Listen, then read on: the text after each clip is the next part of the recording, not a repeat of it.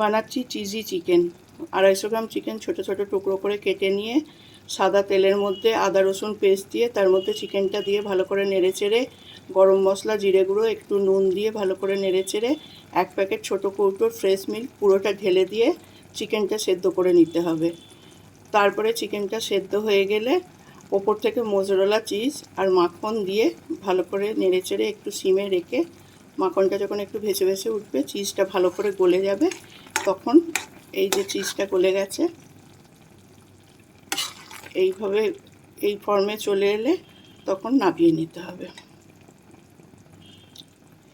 এটা গার্লিক ব্রেডের সঙ্গেই খেতে বেশি ভালো লাগবে।